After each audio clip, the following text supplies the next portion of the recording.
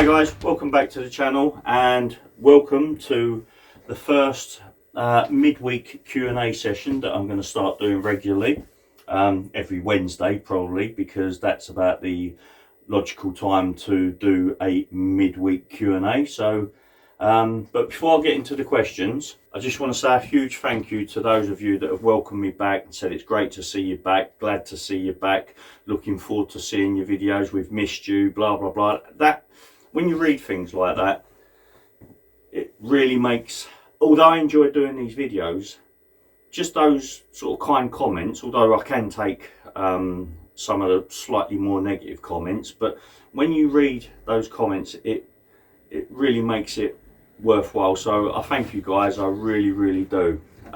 So right, let's jump into the questions.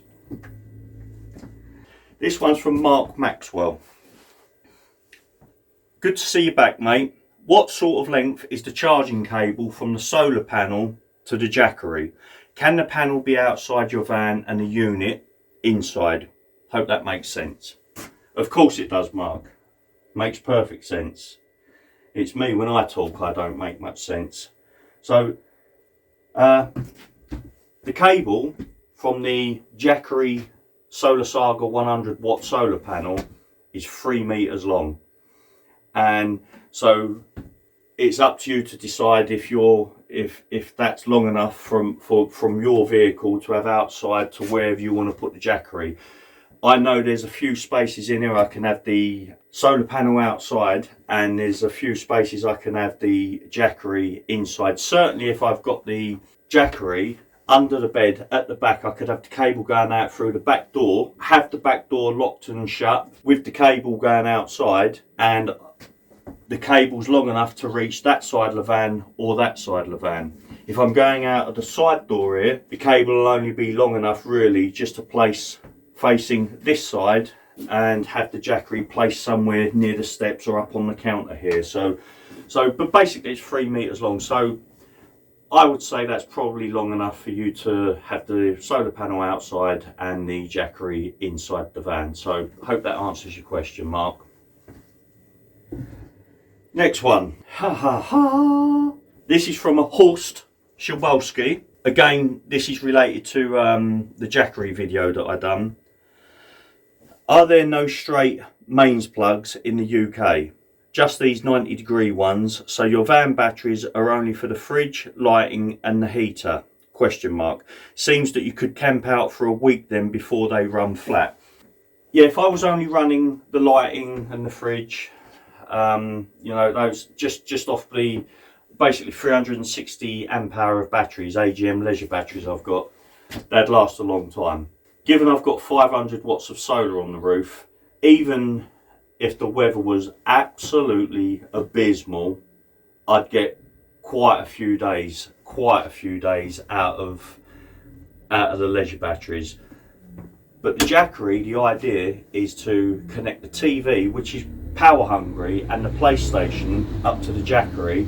And if in that time we use the scooters, I'd sooner consume the power of the Jackery before consuming the power out of the leisure batteries. Now this answer is sort of going to go on to one of the other questions I've got. It all seems to be related to power, this Q&A session.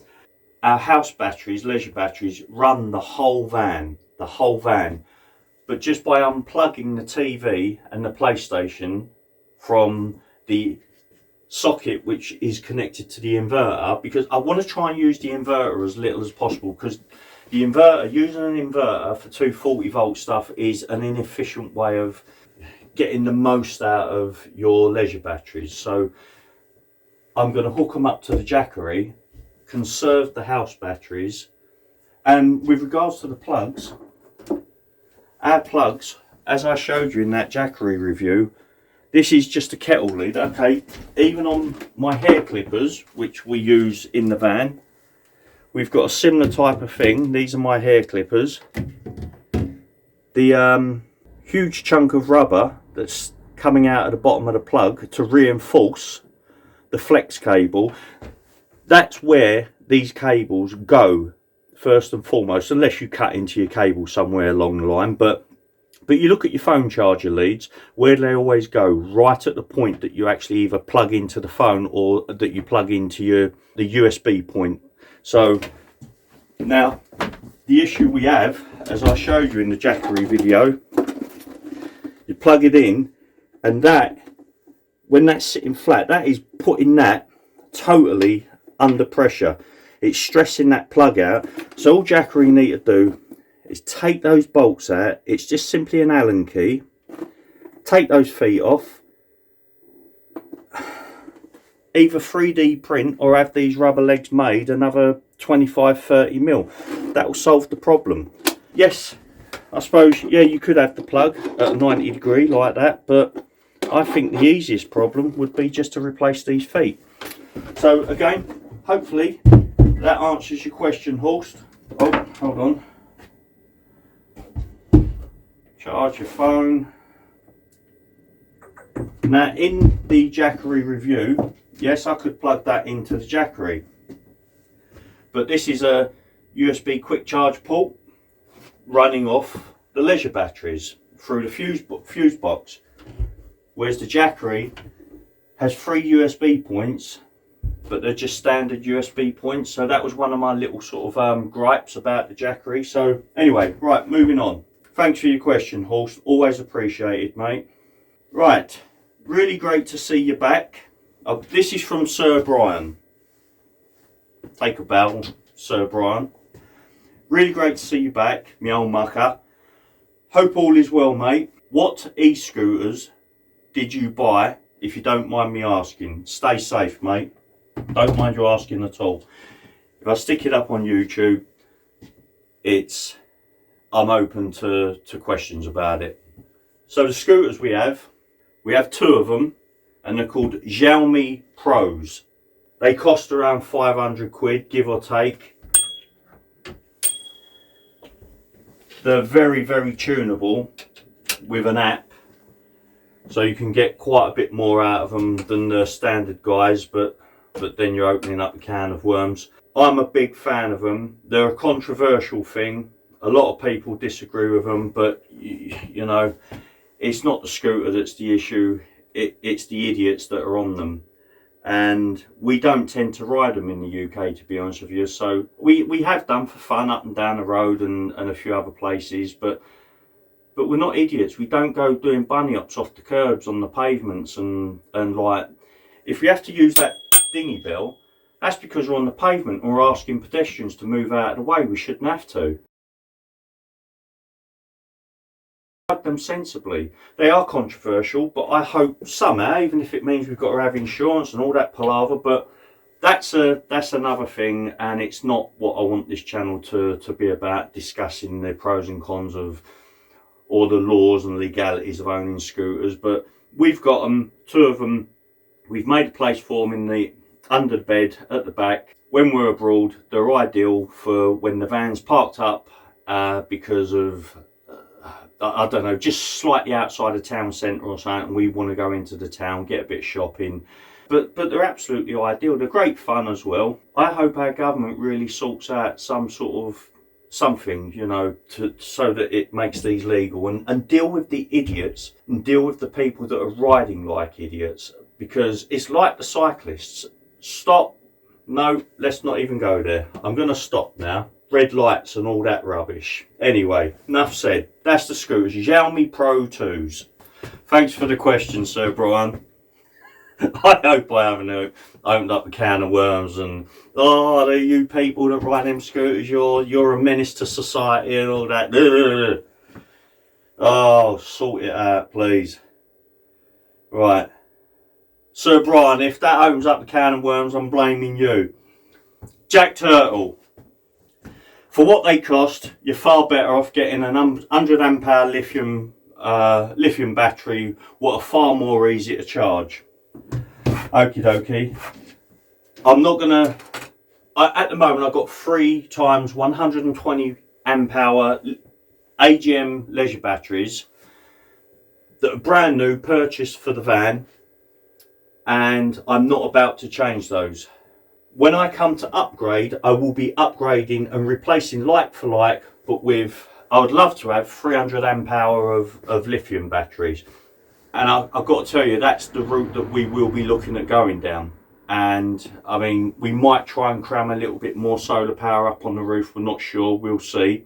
But at the moment, we would love to literally replace like for like, but it certainly ain't going to be within the next couple of years, because we know we've got enough life left in those batteries, or they've not even been used. You know, I'm not going to have an I'm not going to have a lithium battery as well as the AGM batteries I've got. I don't know if that's a safe thing to do even, but it's not a route I'm going to go down. So the Jackery was an option that I was looking at spending my money on, but I've been fortunate enough that Jackery have sent me one of their units. I've tried and tested it. Me personally, I'm over the moon with it, and it will be a great asset to our van life travels and other uses that I have in mind for the Jackery. But thanks for your question anyway, Jack Turtle. Next one, Smithy. Instead of buying the Jackery, why don't you have more house batteries? The easiest answer to that, Smithy, is quite simply, I will show you. Smithy, this is my electrical cupboard. Those are my 3 AGM leisure batteries. There is no room in this cupboard anywhere to fit any more leisure batteries. Excuse the humming please, it's the I'm connected to a hookup at the moment, and the battery charger comes on automatically. So but yeah, basically this cupboard, the electrical cupboard, has been built around those leisure batteries. The only way this whole setup is changing is when those batteries get swapped out for lithium batteries. But it is quite a good question. However, I wanted something like the Jackery because it's not only going to be used for in the van. I do a lot of night shooting. I might spend the whole weekend in a particular woods in a large woods that I have permission to go shooting on, and I set up camp in the woods somewhere. This is a great source for lighting, charging up my battery. Certainly now that I'm doing YouTube videos, I'm going to be adding some of my nights shooting, some of my bushcraft nights. I'm going to be adding that to my YouTube videos as part of the things I get up to. So this isn't only going to be used for the van, but it was a good question. But it's not only going to be used for the van. I'm going to have a few other uses for it. And to be honest with you, I'm a little bit of a prepper. Storage of food, long-term vacuum sealing stuff, food dehydrating. I do all that because I suppose I missed out on the Cub Scouts. I don't know, but yeah, the Jackery is going to be a great asset to my lifestyle. So, but anyway, thanks for the question, mate. Okay, right. This one, I feel a little bit guilty actually. This is from a guy who's asked this question a couple of times. Great to see you back, pal. Oh, sorry, their name is Stop Whinging. Great to see you back, pal. Look forward to seeing your travel series. Also still waiting for my question to be answered about your watch. Cough, cough. Seriously, I collect all manner of watches and yours got my attention, but can't quite get... When people make a typo, your brain automatically tries to read it correctly, so but can't quite get to see it properly. Hopefully this time, here's hoping.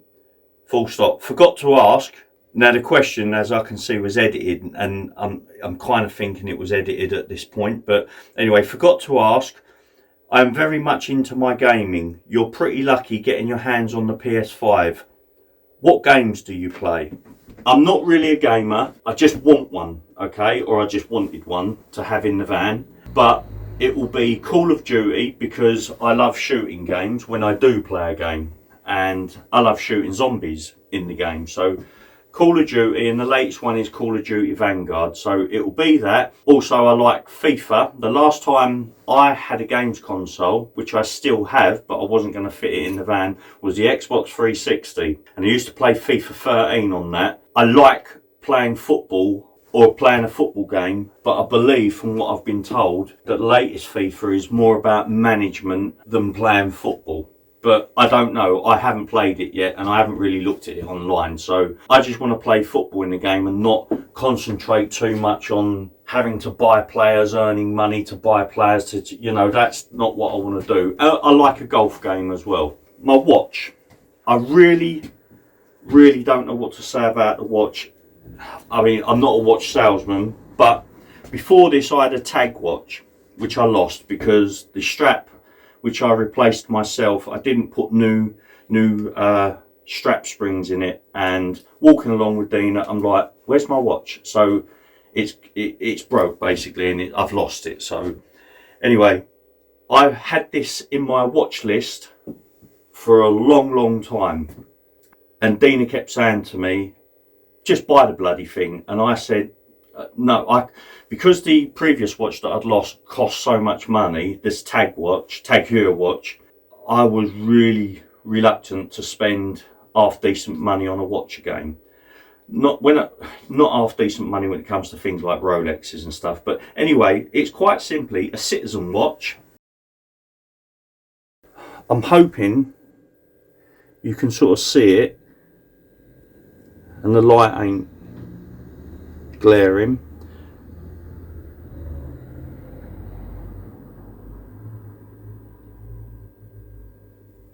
It's one of those chronograph watches with the 3 little dials, and it's a citizen. It's waterproof to 200 meters, and what I really like about this is it's solar. It's not battery operated, it's solar charged. A full charge, when the level indicator indicates it's full charge, apparently you can stick this in the cupboard out the van and it will still be the correct time in 6 months time. Also, it's radio controlled every night, and from what I've read in the instructions, I think it's around 2 AM, something like that, the watch auto corrects itself. So if it's a second, 2 seconds out, it auto corrects itself to the exact Greenwich Mean Time. So if you go on to Greenwich Mean Time, I don't know, bearing in mind there might be the slightest of delays in the internet or whatever, but basically it corrects itself to the exact second of Greenwich Mean Time. That sort of technology in a watch far more impresses me than the fact that it measures my heartbeat and it tells me how many steps I've done and all the rest of it. And the fact it's solar powered, it's also perpetual. I never have to change the date. When it comes to British summertime and, you know, the hour changes, does it all automatically. I actually sat there when it come to our time changing, I sat there to watch it do it. But I saw it correct itself and do it, and I thought, I run into Dina, I woke her up and I went, the watch just automatically changed itself to, I think that's brilliant technology. But anyway, so that's the watch, and I'm really hoping you can see it properly, like with the light that I've got on here, because it's night time and I'm using basically fake light, LED lighting. So that's it. If that watch review ain't good enough for you, all I can say is stop whinging. Anyway guys, I think that's pretty much it. I don't think there's no more questions I've got to answer. I'll just quickly see. If you do have any questions, drop them in the comments. There's a couple of comments. I've literally just gone online, gone onto the studio, YouTube studio, just to have a look, see what the last couple of comments are. And nice video. This is from Ronald Allsup. Nice video. I'd have also gotten the Jackery if not for the steep price though. I do agree. I've looked at them all. I've looked at the Blue Yeti. I've looked at what's the other one? Blue Yeti. And do you know what? Sometimes I wonder what goes on inside my head because I can't remember the bloody names of them now. But they all seem to be very, very similarly priced. There is, if you follow the links in the description on the previous video, there is 25% off of the Jackery 525% off the solar panel, or up to 25%. I'm not 100% certain what that exactly means, but check it out and it might be of interest to you. So right guys, I'm going to wrap it up now. If you have any questions, just leave them in the comments. But with that, I'll say good night. Thank you very much for watching to the end, and I'll catch you in the next video. All the best.